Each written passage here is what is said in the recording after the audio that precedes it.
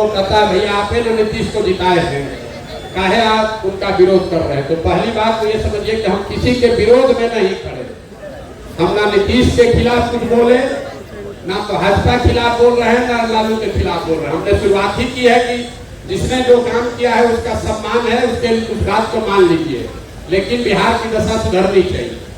अब नीतीश का पहले समर्थन क्यों किए थे ये समझ लीजिए। 2014 के नीतीश कुमार और 2024 के नीतीश कुमार में जमीन आसमान का फर्क है। नेता के तौर पर, प्रशासक के तौर पर और मानवता के आधार पर 2014 में जिस नीतीश कुमार की हमने मदद की थी, ये वो नीतीश कुमार थे जिनके नेतृत्व में बिहार सुधरता हुआ दिखा था। हम जैसे लोग बिहार में राजनीति करने में इच्छुक नहीं हैं, तो हमारी इच्छा ये थी कि नीतीश कुमार यहाँ बने रहें ताकि बिहार में सुधार होता रहे। पहली बार नीतीश कुमार नवंबर 2014 में चुनाव हारने के बाद हमसे मिलने आए दिल्ली, हमसे बातचीत हुई, तब हम मोदी जी के साथ थे। नीतीश कुमार को किसी ने कहा था कि मोदी जी का जो चुनाव जिताया है वो लड़का बिहार का ही है। हमसे मिलने आए नीतीश जी, हमने उनसे पूछा कि आपने मुख्यमंत्री का पद क्यों छोड़ दिया, तो उन्होंने कहा कि हमको जनता ने लोकसभा में पार्टी को हरा दिया, इसीलिए मांझी जी को बनाए हैं, अब राजनीति करने की मेरी इच्छा नहीं है। आपसे मिलने आए हैं देखने जानने की भाई क्या ऐसा आपने किया कि मोदी जी जीत गए। उस बातचीत में हमने नीतीश जी को कहा कि आप वापस आइए, बिहार की जनता ने आपको नहीं हराया है, आपके दल को लोकसभा में हराया है। मुख्यमंत्री के तौर पर आप काम करते रहिए, और जहां तक चुनाव जीतने हारने की बात है, हर तरीके से आकर आपकी हम मदद करेंगे। आप बिहार में विकास का काम जो शुरू किए हैं वो चलते रहना चाहिए। नीतीश जी ने वो बात मानी, मांझी जी को हटाकर चुनाव से पहले खुद मुख्यमंत्री भी बने और हम आकर उनकी मदद भी किए। आप लोग के आशीर्वाद से उनको जिताया ही, उनको जिताए ही नहीं, बिहार में 7 निश्चय का कार्यक्रम भी बनवाए, बिहार विकास मिशन की स्थापना भी करवाई। हमको कोई पद का लालच होता उसी समय मुख्यमंत्री मंत्री बन गए होते, हम तो बिहार छोड़कर चले गए। लेकिन बिहार में नीतीश कुमार उसके बाद रास्ता भटक गए, कभी पलट के इस साइड, कभी पलट के उस साइड, इसलिए उनका आज विरोध कर रहे हैं। 14 में जिस नीतीश कुमार का हम समर्थन कर रहे थे, ये वो नीतीश कुमार थे जिन्होंने वाजपेयी के जमाने में, वाजपेयी जी जब प्रधानमंत्री थे, नीतीश बाबू उस समय रेल मंत्री थे। गैसल पश्चिम बंगाल में एक रेल की दुर्घटना हुई थी, 297 आदमी मरा, नीतीश बाबू ने अपने पद से इस्तीफा दे दिया। वाजपेयी जी ने जब उनका इस्तीफा स्वीकार किया, तो नीतीश बाबू ने कहा कि 297 आदमी की मृत्यु हुई है, हम कैसे इस पद पर रह सकते हैं।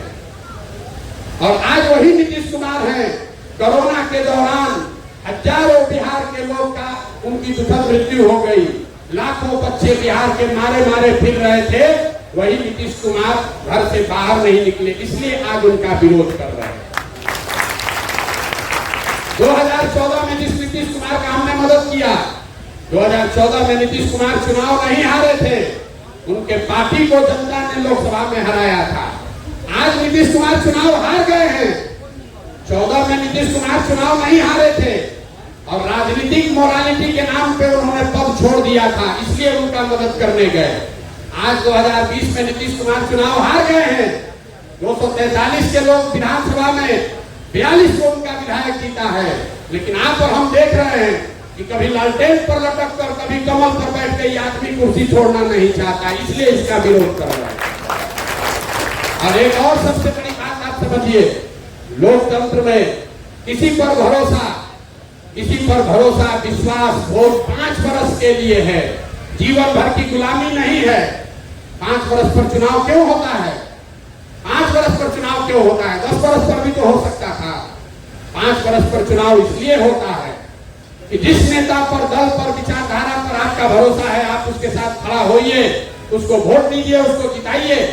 लेकिन वो दल, वो नेता, वो विचारधारा अगर आपके और आपके बच्चों के लिए काम नहीं करती है, तो वही संविधान आपको बताता है कि नागरिक होने के नाते आपकी जिम्मेवारी है कि जिस आदमी को आपने जिताया है उसी आदमी को कुर्सी से नीचे भी उतारिए, नहीं तो आप लोग तो राजतंत्र ला दीजिएगा।